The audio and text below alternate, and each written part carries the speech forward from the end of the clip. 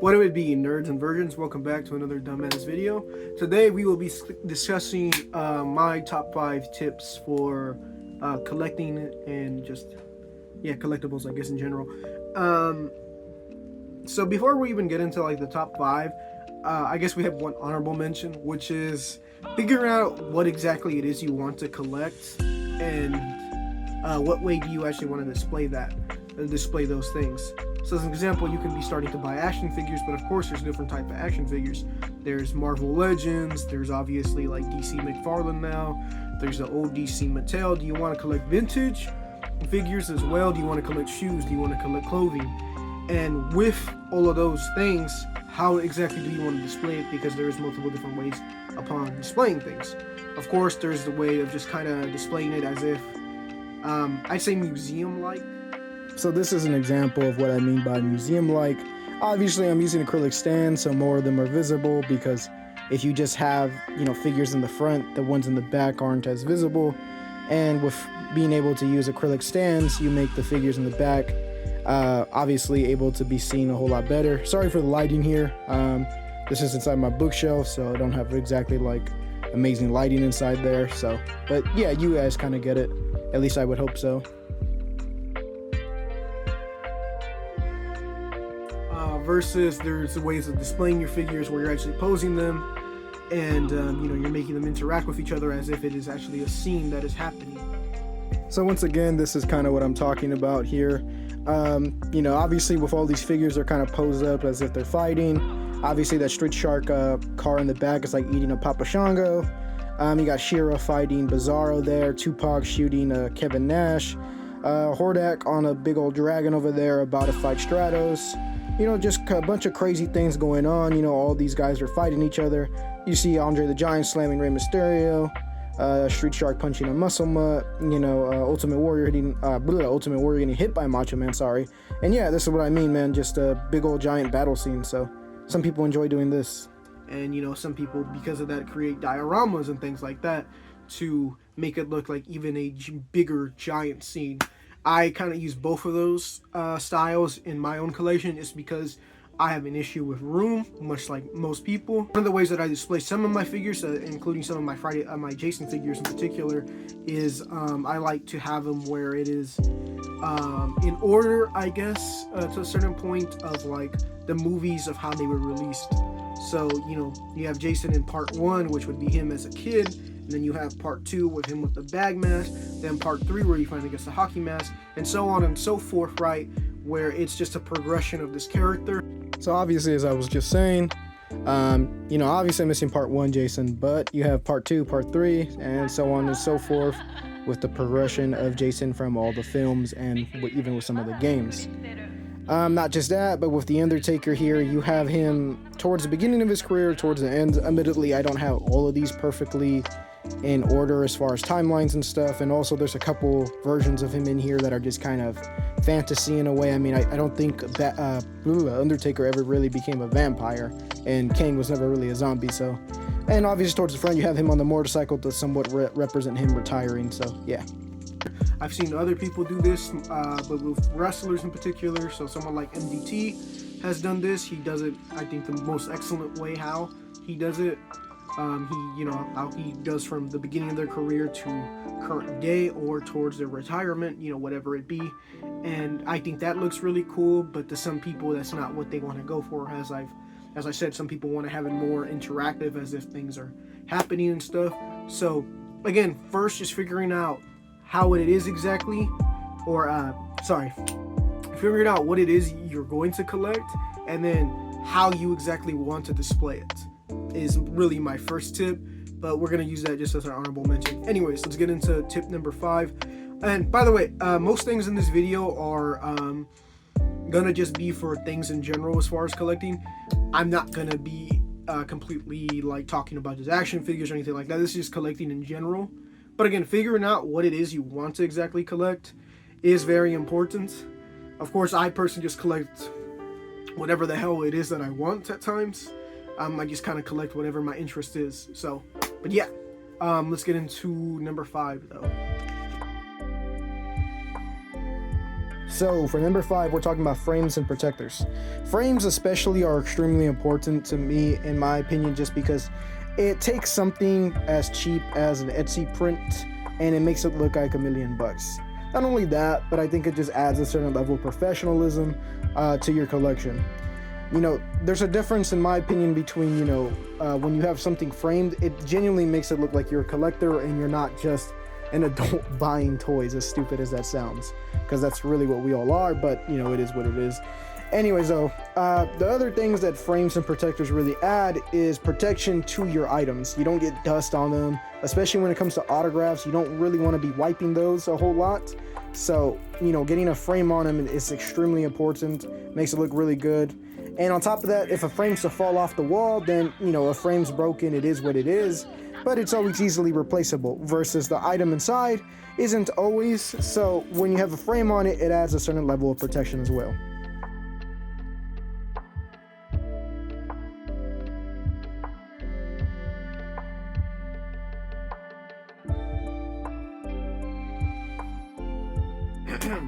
Just to even make my point more about the whole framing thing, that it makes things look 1,000 times better, I'm gonna show y'all something that I've recently picked up, which was in the Halloween Retro Realms Special Edition.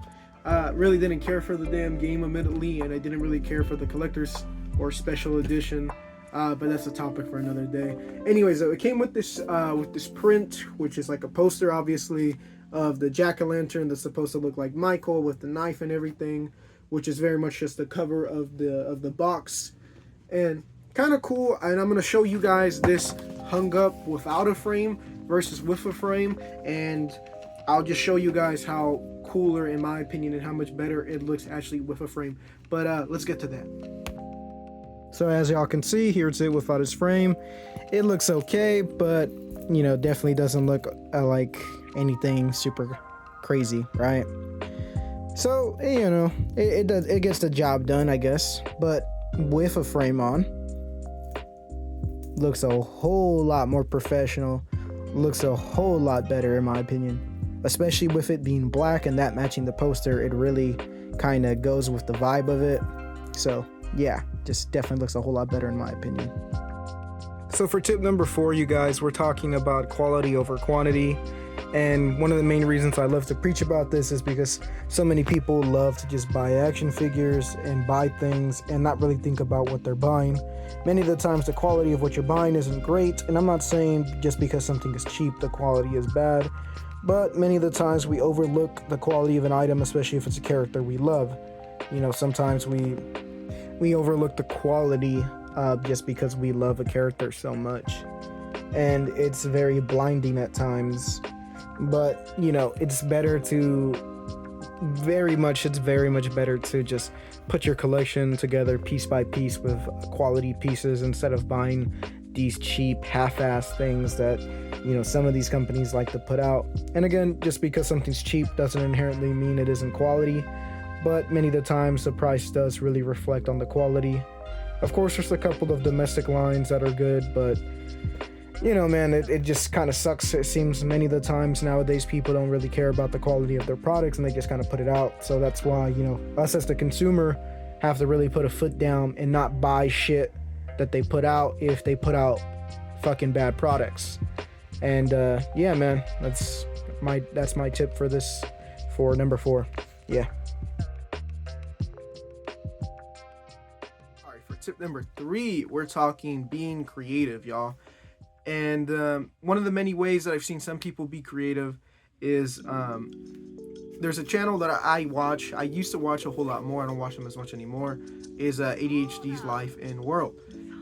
He collects Nickelodeon stuff, and one of the things he did is he took a bookshelf, much like the ones behind me, and he actually spray painted it orange and green to match with the Nickelodeon themes, colors, I should say. And in his room, if you ever watch his videos, it really does pop out at you that, you know, he has orange and green bookshelves, and it is really cool. But in general, I mean, just using things as they're not using things in a different way than what they were supposed to be. I have many of the figures I have in my Motu display aren't actually Motu figures. I've used some of the Funko like Savage World figures and some of the, what is it, I think the horror icon figures that they've done. I even have some Street Shark figures mixed into there, and Street Shark was never really a part of that whole Motu line. I even have some custom muscle mutts inserted in there, and I feel like they all just really fit well together. And to me, I think it looks really cool. There's even a Scooby-Doo figure in there, that is actually just from one of those little Scooby-Doo 2-pack toys that are meant for kids. But I thought Scooby-Doo, the figure, fit pretty well into that scale, and thought, why the hell not just mix it in with all of that. So there's things just like that, where just using things maybe as they're not in a different way, or in general just painting something, maybe giving something a new coat of paint that gives it a whole new life. So yeah, just find a way to be creative. Another thing that I've seen one person do is he took the caps of like clear spray bottles, and he would use them basically to put them as like kind of stands, especially with like ships, to make it look like it's floating. Obviously I just have a PS5 controller here, but you get my point.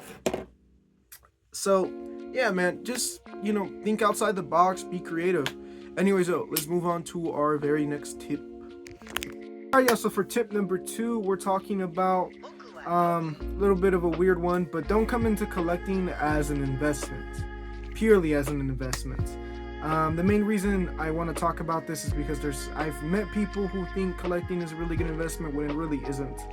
As everyone loves to sit here and look at those top 10 valuable action figures or Funko Pops that people have and go like, oh, I can buy these things and see my things go up. But the thing that people don't always tell you is, for as many valuable pieces they have, there's many pieces they have that aren't worth shit. And of course, with those pieces, they still probably love them. There's many pieces in my collection where they're not worth a whole lot. I have a couple autographs of people that aren't worth damn fucking maybe $5. I have a Little Boogeyman autograph, and you don't know who Little Boogeyman is. Basically, there was a wrestler called the Boogeyman, and they brought a little person with him afterwards and called them the Little Boogeyman. Right? His autograph probably isn't worth much. Not throwing shade his way or anything, but I really fucking love it. I love the fact that I have his autograph, and I love the fact that I have it next to the other Boogeyman's autograph. So, again, just coming into collecting for an investment isn't going to really give you the best results as well. There's gonna be things that you think, oh, this will go up, and it doesn't.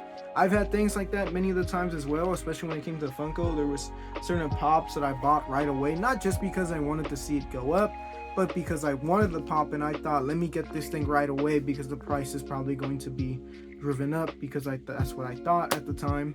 Because with certain pieces, you want to get it, but you wait on it, and then it turns out, it goes up in price, it goes up in value, and it's like, I don't want to fucking spend whatever they're asking for it.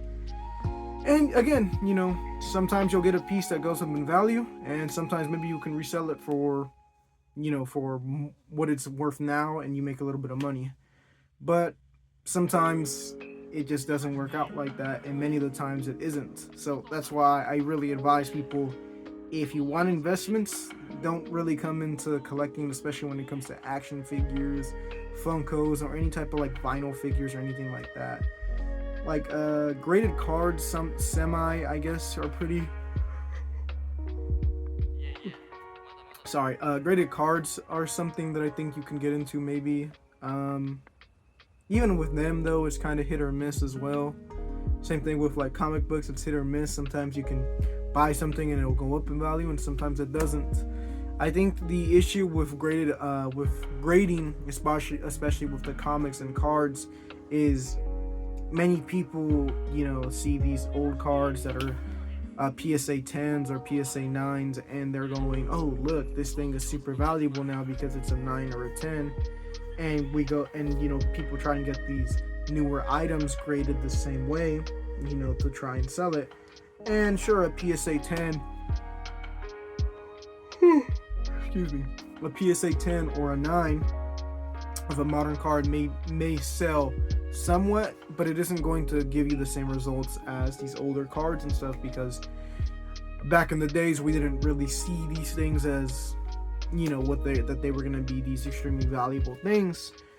so it's harder to get an older Spider-Man comic, an older, you know, Charizard in really good graded condition versus it is to, you know, with nowadays it's like everyone's gonna be thinking, let me get this thing graded.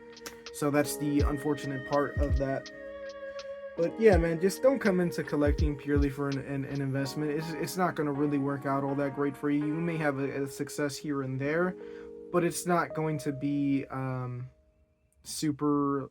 It's not like everything you're going to get is going to suddenly double and triple up in price. And that's why I really like to tell people this. Anyways, though, let's move on to our next tip. Alright, y'all, so for my number one, my number one tip is truly just to have fun with this.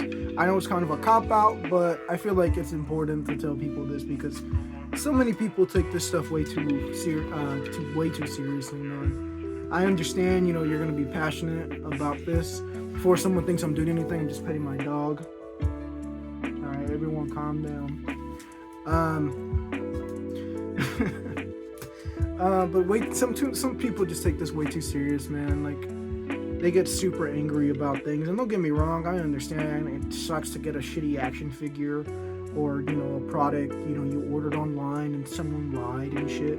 I get that, but at the end of the day, man, this is just supposed to be fun. This isn't supposed to be like the fucking, I don't know, this isn't supposed to be the pinnacle of your life, I guess. This shouldn't be the most important thing in your life, or so much is what I will say. Like, I get it though, you know, to a certain point. Like, this is an escapism for many people. There's many memories tied to things that people have and stuff. And I'm not gonna sit here and, like, you know, say that you're dumb for that or anything like that. Obviously, I have a bunch of shit in my room, so it'd be kind of stupid of me to criticize you in that. But some people take this shit way too serious, where they're literally sacrificing meals as far as, like, you know, putting food on their tables or bills and stuff, and it's like, dude, it's not worth that. Especially if, like, you know, you have kids and stuff. It's like, that's not, yeah, this toy isn't worth, you know, not feeding your fucking kids, you know. And again, I just don't feel like this will never be able to, like, work for me and put food on my table. No offense to Scooby-Doo or the WWE action figures, but they just won't. Right? That'll never really happen. Unless I sell it, to a certain point it could semi-help, but, like, just to put it on my shelf, it'll never help me in that way. Right? I just don't think it will. Well, I know it won't, but you know what I mean. Anyways, though, that's my last tip. Just have fun, you guys. Don't take this shit too seriously. And, yeah. Anyways, though, besides that, thank you to all the new subscribers. We're nearly at 150 now, which is kind of crazy. And sorry for the slow upload as of late. I know I missed my upload of last week, so sorry about that. I'm going to be trying to upload more, though. I have a top 10 list of my top 10 favorite action figures. I'm going to start editing this really soon. And so you guys should look forward to that. Hopefully you enjoyed this video and enjoy you know, looking forward to the next list. And yeah, man, hope you guys are doing well, and you know, hope you're having a good day, good night, good evening, whatever it is over where you're at. Hug your mothers and fathers if you have any. If not, you know, just appreciate those around you, man. You know what I mean? You know what I'm saying? You got anything to say, Good Hammer? You got anything to say? Say something. I said say something, not lick me. No? Okay. Well, we'll see you guys later. Hopefully next video. I'm out.